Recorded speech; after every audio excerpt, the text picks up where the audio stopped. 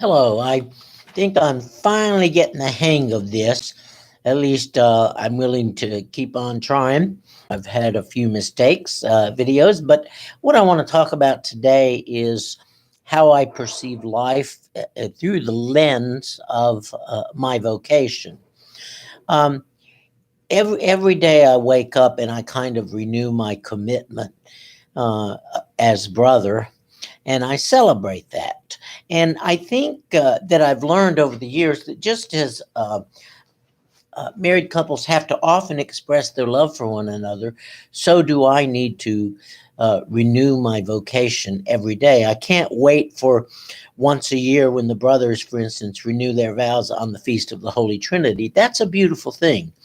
But I think we have to do it in our heart every day. Whether we say the vow formula or not is not important. What is important is that we recognize the beauty of that call and that it is still there. But somebody who loses that sense of it and just goes through every day, it's a life of drudgery. And there are people like that. I know there are brothers like that. But for me, there's always a certain freshness in thinking about it, and as especially as I read scripture in the morning and drink coffee, which is a big thing of mine. And that there's always a phrase or a story or something that jumps out at me. Sometimes it's even reading the saint of the day. I get a the saint of the day from the Franciscans every day, and sometimes that's my inspiration.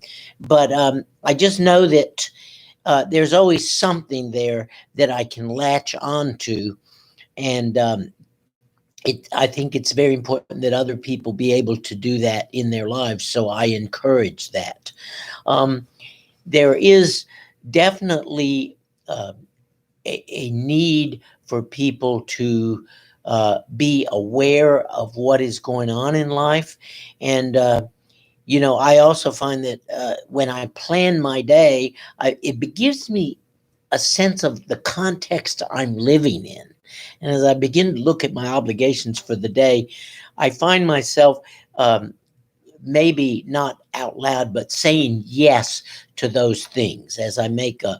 I tend to be a person who lives by lists. So my daily list is very important to me because those are the things that are going to be the parameters of what I call ministry.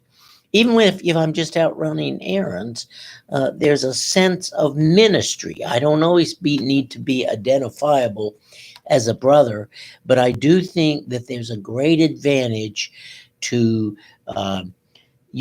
to being aware of who we are, and we can give a joyful witness without going around needing for people to know who I am, but just treating people with respect and being grateful for them too.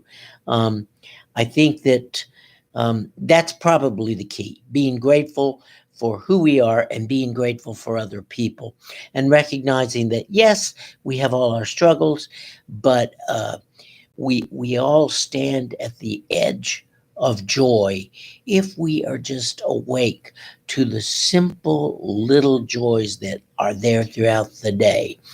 Um, I believe it's in Flower Drum's song, "A Thousand Little Miracles," or there's some kind of song like that. And I think every day has those if we open our eyes to it. And on the days when things don't seem to be going right, just recognizing intellectually that it's probably going to look a little bit different tomorrow, and maybe we'll be able to cope better. So that will get us through the day. Um, and I also suggest that when you have a day like that, you take some time aside and you pause.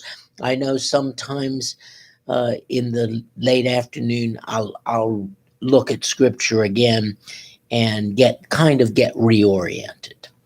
Anyway, I hope something I have said has been helpful to you, and I hope that you will celebrate who you are, celebrate your vocation with me.